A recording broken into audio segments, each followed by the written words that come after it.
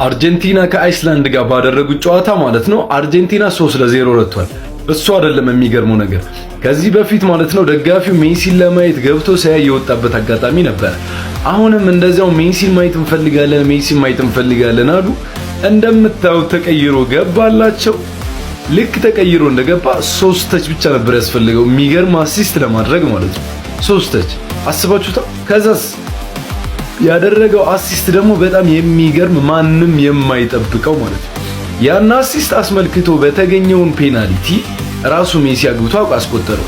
እናም ጋይስ ለእናንተ ያለ ጥያቄ ይሄ ሊዮኔል ሜሲ የመታው ፔናልቲ ልክ እንደማንኛውም ተራ ፔናልቲ መቆጠር አለበት ነው የምትሉት? ራሱ ባደረገው አሲስት በተገኘ ፔናልቲ ነው ያገባው አይደለ? ይሄ ተራ ፔናልቲ አይደለም ማን። ለማንኛውም ለዚህ ወርልድ ካፕ ማለት ነው ሜሲ 100% ዝግጁ መሆኑን ያሳየበት ነው። ኢቭን ጨዋታውንም ካያችሁ ማለት ነው እንደምታዩት ዋው። በድጋሚ ለአርጀንቲና መልካም እድል ብያለሁ ማን። ጋይስ ህልም ሲሳካ እንዴት ደስ ይላል መሰላችሁ። ሰሊን ትባላለች ተመልከቱ። ክርስቲያኖ ሮናልዶ ያላት ፍቅር በጣም የሚገርም ነው።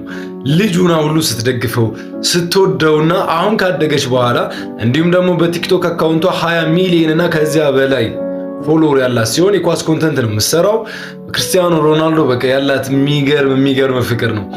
ተመልከቱ ትሬኒንግ ላይ እንዲሁም ደግሞ መኪና ማቆሚያ ሁሉ እየሄደች ፓርኪንግ ሁሉ እየሄደች ክርስቲያኖ ሮናልዶ ለማግኘት ሁሉ እየጣረች አሉን ሲላት በሩቅ እንደምትመለከቱ ሰላም እያለች ነበር የምትመለሰው።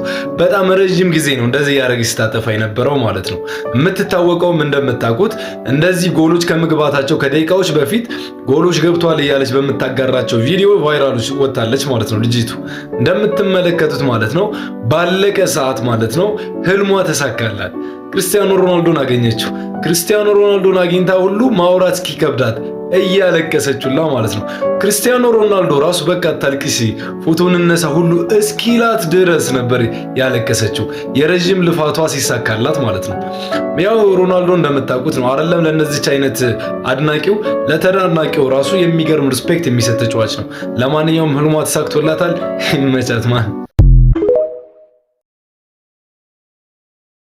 ራውል ሂሜኔዝ ማለት ነው ትናንትና ለሀገሩ ሜክሲኮ በጭንቅላቱ ባገባው ጎል ማለት ነው እሱን ተመልክቶ ሲያለቅስ በጣም ብዙዎቹ ለሀገር ፍቅር ያለው የሚገርም ቦታ ነው እያሉ ነበር።